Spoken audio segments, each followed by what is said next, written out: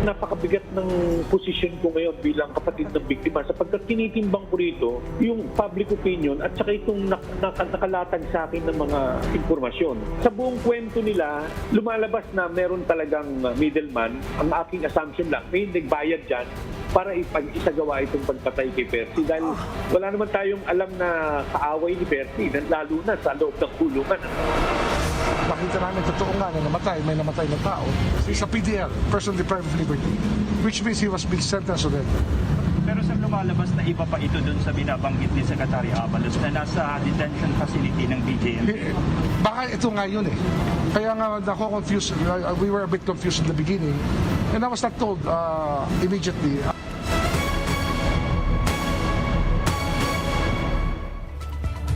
From the nation's capital, all sides, all the time. I'm Ed Lingao. And I'm Gretchen Ho. The big story tonight.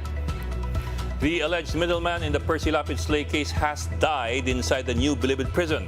This was confirmed by Justice Secretary Boying Remulla. Lapid's family says they're saddened by this development, describing suspect's death as mysterious.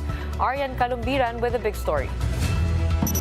The Justice Department reports the alleged middleman in the killing of veteran broadcaster Percy Lapid has died. This comes just days after the supposed gunman, Joel Escorial, surrendered himself to the authorities and claimed that the kill order came from someone from the new Bilibid prison. Nakita namin totoo nga na may namatay na tao sa prison hospital. Doon namatay, sa prison hospital. O kaya doon siya dinala. That's where he was pronounced dead. Justice Secretary Boying Remulla said the 42-year-old inmate was pronounced dead at the Bilibid Hospital on Monday, October 18th, the same day that the alleged gunman surrendered. The National Bureau of Investigation, or NBI, is currently conducting an autopsy on the body. Remulla says other medical legal experts will also be allowed to examine it. Sabi ko nga sa kanila, if you can bring an independent witness like Dr. Raquel Fortun to look at the autopsy itself, so much the better. So we will open it to other medical legal experts to find out. Remulla also confirmed that the unnamed middleman has already received a prison sentence. Contrary to earlier reports, he is still undergoing trial for supposed drug-related charges. He's a PDL, person deprived of liberty, which means he was being sentenced already. Pero sa lumalabas na iba pa ito dun sa binabanggit ni Secretary Abalos na nasa detention facility ng BJMP. Baka ito nga yun eh. Kaya nga confused, we were a bit confused in the beginning and I was not told immediately. In a statement, Lapid's brother Roy Mabasa said their family is deeply saddened by what he called the mysterious death of the alleged middleman. Escorial and 3 other identified accomplices in the crime are now facing murder charges. Arian Kalumbiran, we are One News. And to talk to us more about this case, we have with us on the line Roy Mabasa. He's the brother of Percy Lapid. Mr. Roy, welcome to the big story and thank you for joining us tonight. Thank you, Ed, and thank you, Gretchen. Well, sir, you've been calling on authorities for the past 2 days or 3 days to secure all the possible witnesses, to secure the alleged gunman, and now this happened. What do you think of it? Do you find it suspicious at all? Yeah, totoo yun. Kaya nga ginamit kong word kanina ay mysterious. Sobrang lungkot ng pamilya namin sapagkat nakasalalay yung aming kaso sa ginawang investigasyon ng pulis. Nagulat siya na sumuko yung suspect at nakita natin yung extrajudicial confession nitong si Joel. Binanggit niya yung mga pangalan na yan. At nakakalungkot dahil very vital yung middleman sa ikakaturo doon sa mastermind. So hindi ko alam kung saan kami magsisimula muli. At ang kinakabahala ko ngayon ay yung seguridad na naming lahat kasama yung pamilya ni Percy at ako. Dahil wala na ho kaming alam na ibang tatakbuhan sa mga panahon na ito dahil nakita naman natin yung pangyayari na yan. Ito'y nagpapakita ng isang malawakang sabuharan. Okay, Sir Roy, magkausap po tayo kanina sa frontline sa umaga, and a while ago you were saying that you were calling for the protection and okay pa yung yung middleman noon. Pero tama po ba that the middleman died on Tuesday, 3 p.m., October 18? Ibig sabihin po ba ngayon lang po kayo nasabihan? Opo, tumawag sa atin kanina si General Kirby at sinabi nga yung malungkot na balita. Natanong natin sa kanya kung kailan namatay. Sabi niya nga ay noong 4 hours after na ipremisenta nila yung gunman. So, nagulat tayo sapagkat kahit sa kanya, 2-3 days ago, ay sinabi natin sa kanya na kung pwedeng i-secure yung mga binanggit na pangalan dito sa extrajudicial confession. At talaga po, magulo pa po yung aming kaisipan sa panahon ito dahil nag-iisip kami kung anong magiging next move namin. Pero kung sa value nung middleman dito sa kaso namin, napakalaking dagat po niya. Sir Percy, well, ang sabi kasi ni Secretary Remulla, i-autopsy ngayon yung katawan nitong si Crisanto Villamor. Pero offhand ba, may binanggit pa sila sa inyo kung ano ang posibleng kinamatay nito? Was it a violent, for example, death? Was he stabbed or was he shot? Or walang indications at all dun sa kanyang katawan that authorities could see? Any idea at all? Yeah, hindi na ako hihingi ng permiso doon sa kausap kong pulis kanina, no? Pero sa aking pagkakaintindi, namatay daw di umano yan sa bangungot. Bangungot? So talagang para sa akin, napaka-mysterious ng pagkamatay nitong middleman na to. 4 hours after na ipresenta yung alleged gunman. So nakakalungkot talaga. Yes, sir. Tsaka, sir, kung Tuesday ng hapon namatay siya, binangungot siya ng hapon, natutulog siya ng araw. Kaya nga mysterious yung ginamit nating salita kasi talagang kahit tayo, hindi natin maintindihan sa sarili natin eh. Ay, kagaya ng warning na ginawa ko nung mga nakaraang araw, kinakabahan tayo kapag ang kwento, ang sinasabi, ang galing ng utos sa loob ng Bilibid. Sapagkat alam natin ang kahinat na, ayan na nga, nangyari na. Hey, sir, will your family be seeking an independent autopsy and investigation on the incident? Possibly look into the cameras into that prison hospital? Yeah, gagawin po namin yan, pero kami po ay naghahanap pa ng aming malalapitan. Sapagkat tatapatin ko kayo, sobrang devastated po ng buong pamilya. Hindi po namin alam kung sino pa ang lalapitan namin sa mga panahon ito. Lumalakas na lang ang loob namin kapag nakakausap namin kayo at yung mga ilang kaibigan na nagmamalasakit din sa amin. Well, Sir Percy, si Dr. Raquel Fortun, although binanggit siya ni Secretary Remulla, pero she's well regarded sa forensic community and siya yung go-to person ng maraming tao pagdating sa autopsy. So you might be interested in looking into that possibility. Actually, bago mo binanggit yan, Ed, hinahanap ko na yung Twitter account niya kanina. Ano, sir? Doc for the Dead. Doc for the Dead. Yeah, nakita ko na. I was just about to message, sir, pero meron lang tumawag sa akin agad, kaya hindi natin nagawa. Pero babalikan ko po siya mamaya. Okay. Sir, one more from me. Nabanggit nyo kanina kasi, ginamit yung mga katagang malawakang sabwata na is this a consensus in the family na may suspicion kayo na this was a conspiracy of sorts, yung pagkamatay nitong middleman? I can assume that ako ang nagsasabi niyan bilang isang mamamahayag din na nag-cover din ng pulis. Sapagkat hindi naman mangyayari yung ganyan kung walang kinalaman yung mga tiga-Biyokor. Kagaya ng sinabi mo, mamamatay ka ng bangungot sa hapon. Meron pala silang oras matulog sa hapon dyan sa Bilibid, hindi ko alam. Okay, sir, kanina rin po napag-usapan po natin, 6 po yung sinasabi po nung ating gunman na kasabwat po niya dito. Ito yung pang-5, si Crisanto Villamor. Yung isa pa po, yung pang-6, si Christopher Bacoto. Meron pa po tayong impormasyon tungkol sa kanya at nasaan siya ngayon? Blanco po kami pagdating sa yan. Nakita ko lahat ng mga pangalan niya. In fact, hawak-hawak ko ngayon itong confession ng suspect. Binabasa ko nga, pabalik-balik. Nakita ko yung mga pangalan niyan. At wala kaming information sa whereabouts sila. Sa pagkakaalam natin, kagaya nung Bimakulangan Brothers, wala na sila dun sa kanilang tinitirhan. So, hindi ko na alam. Yan ay trabaho ng pulis.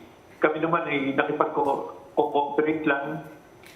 At humihingi rin ng impormasyon mula sa ating pulis. Well, sir, I suppose just like all of us,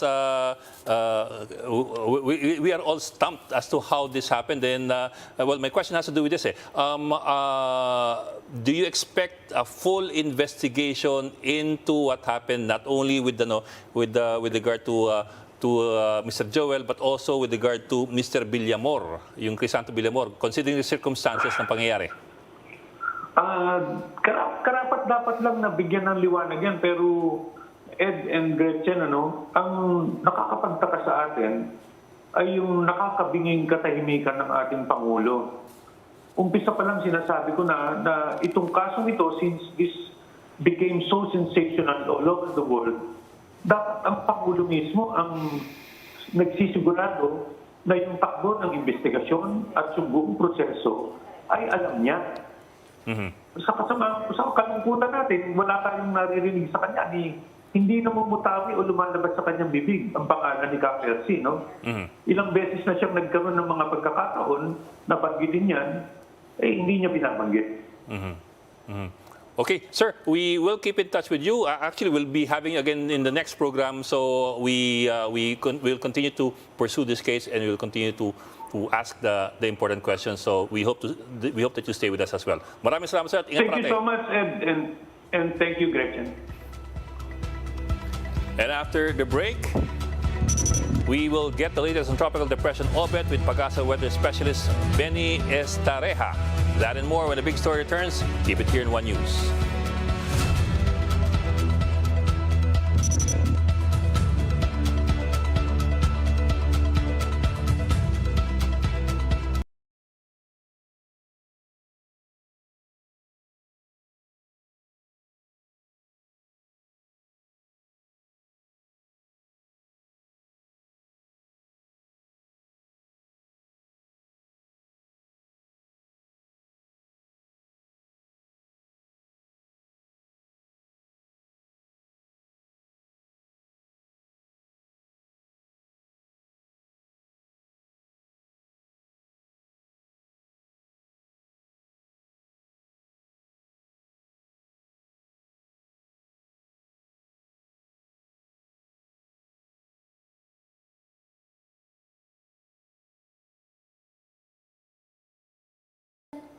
Tibay ni Sir Roy, no? And stepped up security in nearby regions. The new rules impose limits on civilian movement and give military officials more power. The actions come as Ukrainian forces continue to press their advance. President Biden says Putin's decisions show the Russian leader is in an incredibly difficult position. President Biden says U.S. oil producers should not be returning record profits to shareholders via higher stock buybacks and dividends. The U.S. administration is stepping up criticism of the energy industry and its role in high gasoline prices as the war rages on in Ukraine. The president called for oil companies to use windfall profits to boost production and help bring down fuel prices for consumers.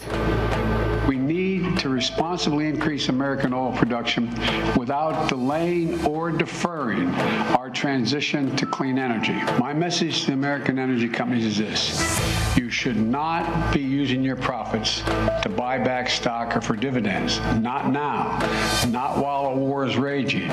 You should be using these record-breaking profits to increase production and refining. Traders are shifting bets towards a larger Bank of Canada rate hike next week after September inflation came in stronger than expected despite lower gasoline prices. CPI was up 6.9% from a year ago, beating economists' predictions for a 6.7% gain. Markets are now pricing in a 60% chance of a 75 basis point rate hike, which would take the benchmark to its highest since 2008. Global News, 24 hours a day on air and on Bloomberg Quick Take, powered by more than 2,700 journalists and analysts in more than 120 countries. I'm Vonnie Quinn. This is Bloomberg.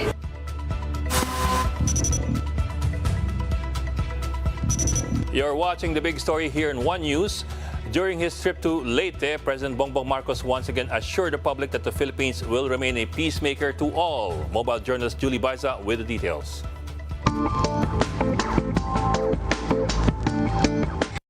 President Ferdinand Marcos Jr. attended two important events in Leyte. First, he visited the 78th Leyte Golf Landings Anniversary commemoration at the MacArthur Landing National Park in Palo. During this event, Marcos Jr. emphasized his advocacy for peace. As your president, you must be assured that this administration will always advocate for peace and for unity. The chief executive said that he will strengthen the country's foreign relations to ensure the security of Filipinos and to resolve existing global issues.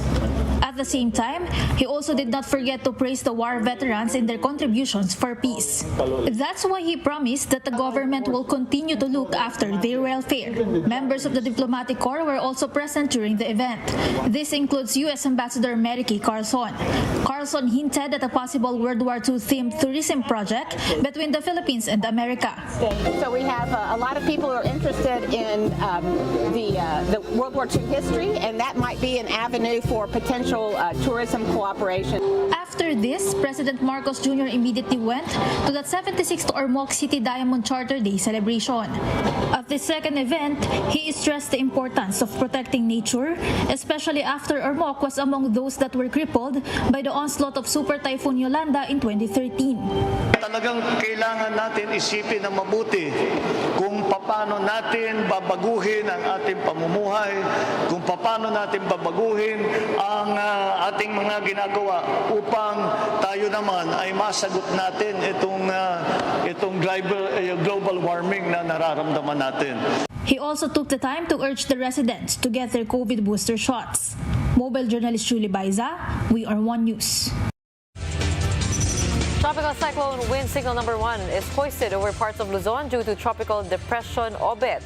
These areas include Batanes, Babuyan Islands, and the northeastern portion of mainland Cagayan. Under signal number 1, houses of poor construction, old structures, and structures made of light materials may suffer minimal to minor damage. Rice crops may also suffer some damage.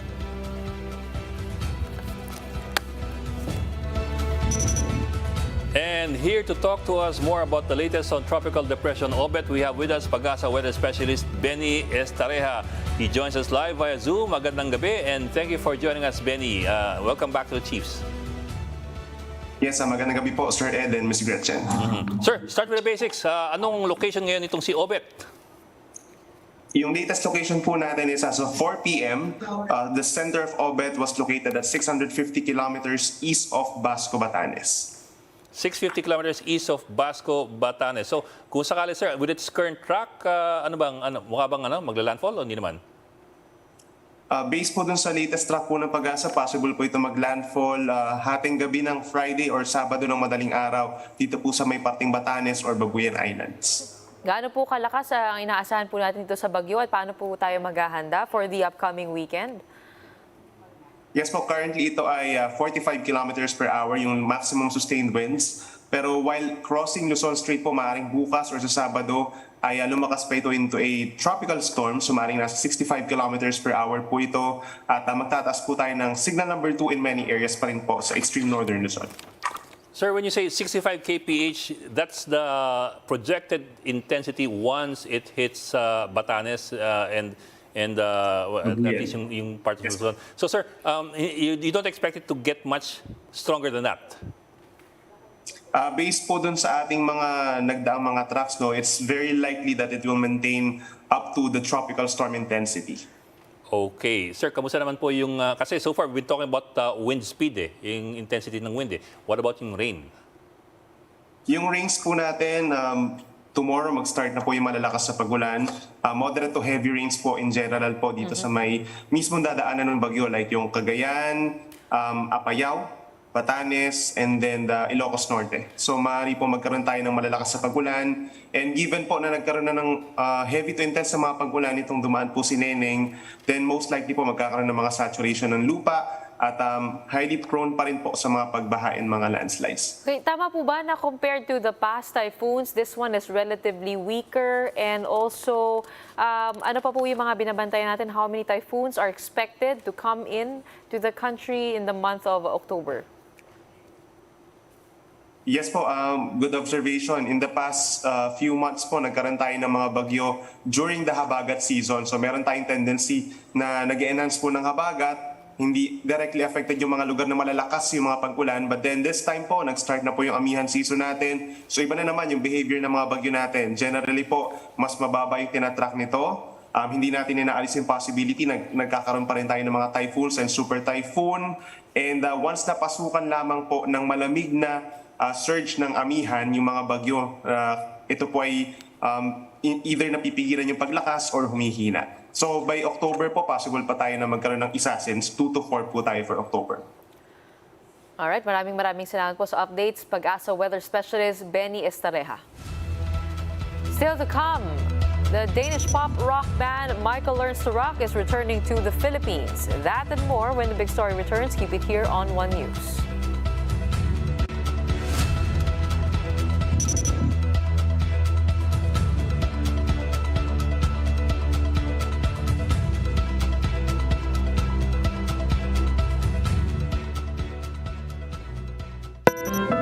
We have 3.7 million farmers and more than 10 million fish ponds all across Indonesia. My dream was to operate my own fish farms, 1,000 of fish ponds. I tried to speak to many farmers back then, and I saw similar problems that the farmers face in feed costs. And from that discussion, impulsively, it's just a spontaneous idea that I pitched to a farmer, hey, what if I can build a machine that you can feed your fish from your phone?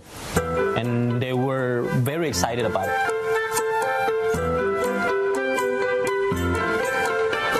My name is Gibran Nuzaifa. I'm CEO and co-founder of eFishery.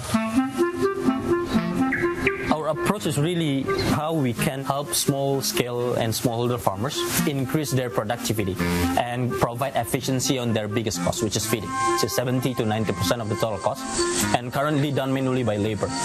So if they're managing 20 farms and they have to feed the fish by themselves, it was really a hard job to do. So that's why we started on building this eFishery feeder. So this is a machine to feed the fish automatically. It is connected to the cloud and connected to sensor that can sense the fish appetite. So it can improve the feed efficiency or the feed conversion ratio, as well as on increasing the growth of the fish, so they can shorten the harvest cycle. We already have 75,000 farmers cooperatives and farmers group. And in total, we have close to 250,000 ponds all across Indonesia. And we're already 27 provinces all across Indonesia and in 350 cities. I saw entrepreneurship as a tool to really change the livelihood of families. Building the business is not about creating your wealth for your own, but really building a community, building the impact for a bigger sector to more people.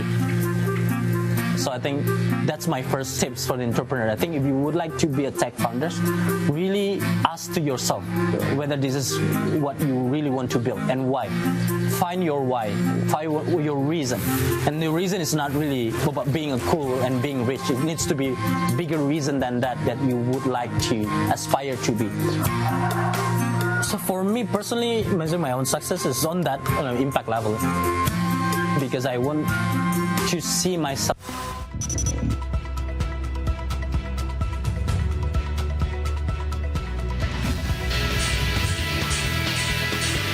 You're still watching The Big Story here on One News. For the big story in sports, the Philippine Sports Commission has been given a simple yet important task by President Bongbong Marcos as they look to continue the recent success of Filipino athletes in major international sporting events. The details in my report. Prioritize the proper nutrition of national athletes. This was the directive by no less than President Bongbong Marcos to Philippine Sports Commission Chairman Noli Iyala. Iyala got the instruction directly from the President during the courtesy call of world number 3 pole vaulter EJ Obiena recently at Malacanang. One particular thing that he gave me as an instruction, sabi niya, take care of the nutrition of the athletes, no. And coincidentally, talagang yan ang part of the plans. No, we have plans to create a sports commissary for nutrition of the athletes. The initial plan, according to Iyala, is to create about 1,500 meals per day. That's until they are able to provide for all of the national athletes. In 2021, the PSC started catering nutritional meals for the athletes during their bubble training at the Rizal Memorial Sports Complex and Phil Sports Complex. Kompleto kami sa sports nutritionist, sports physiotherapist, meron kaming physical therapist, iba't iba, mga masseurs. No? Ang tanong na lang is hindi ginagamit ng mga atleta kasi nga siguro hindi masyado maliwanag ang programa. Aside from this, the PSC also continues to offer daily online consultation and lectures for national athletes and coaches. We're asking all of the athletes, the national athletes, to have an annual physical examination, benchmarking, psychological assessment. So nakikita namin yung development. And with Philippine sports witnessing another golden age in recent years, Ayala says it's crucial to pick up on the blueprint for success. From having a complete set of coaches to getting international exposure and training, it will not be inexpensive. Something that Olympic gold medalist Heidelin Diaz bared she would need financial support once again for. There is a formula for success na binigay na sa atin ng mga ating mga medalists, no? Heidelin, and of course the boxers, EJ and Kaloy. And of course that takes a lot of money, and that's why we are hoping that we can streamline our collections from our partners in government, PAGCOR and PCSO. Ayala also said that the PSC will launch an aggressive private funding program where they will ask for the help of the private sector. I think this is the pinnacle of any sportsman to be able to help your country in an area which I feel should be free of politics. Pinakapangarap niyo po? 5 gold medals in the Olympics, in one Olympics, maybe more. And I think it's going to happen. 5 or more gold medals in the Olympics may not be a far sight for the PSC. According to Ayala, they are hoping that Heidelin Diaz, EJ Obiena, Kaloy Yulo, and the rest of the Philippine boxing team can bring home the gold in Paris 2024. In blue. Yes! Yes! Yes, Philippines! We are.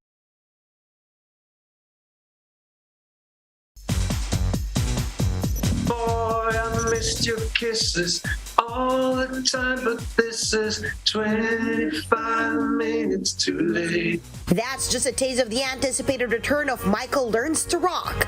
The Danish pop rock band will hold a concert in the Philippines in 3 different venues. That's why the group is excited to see their Filipino fans again. Filipinos, they have a great sense of music, and we feel that people are very emotional about our music and the way they interact with it. So they're just great singers, and when we play live in front of Filipino audience, we get so much back from the audience that that's what we love the most. The group last performed in the Philippines back in 2019, and even before they hold their concerts in Luzon, Visayas, and Mindanao, they already feel a warm welcome on their return. Well, just getting back, I guess, feeling the vibe, being in the Philippines, meeting the fans, playing music. Diamond Soul Siren Nina will also be joining the band's Philippine tour as a special guest. Excited talaga ako makasama sa yun nga sabi ng legendary na band na Michael Learns to Rock. I'll be singing my classic songs, yung mga songs ko na alam ng mga fans and supporters. So, pero kung whatever genre man ang meron sila, kayanin natin.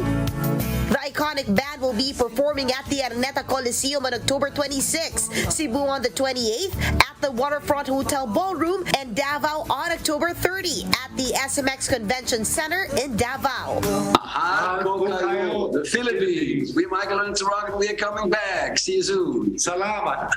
Meanwhile, the long wait is over for Disney fans. The highly anticipated streaming platform Disney Plus will be available in the Philippines starting November 17. Filipinos will be able to watch movies and TV shows from Disney's iconic brands, including Pixar, Marvel, Star Wars, and National Geographic. 2 subscription plans are available. A mobile plan for 159 pesos a month or 1,150 pesos a year, and a premium plan for 369 pesos a month or 2,950 pesos a year. For News 5, MJ Marfori, we are One News. I bet you're super excited.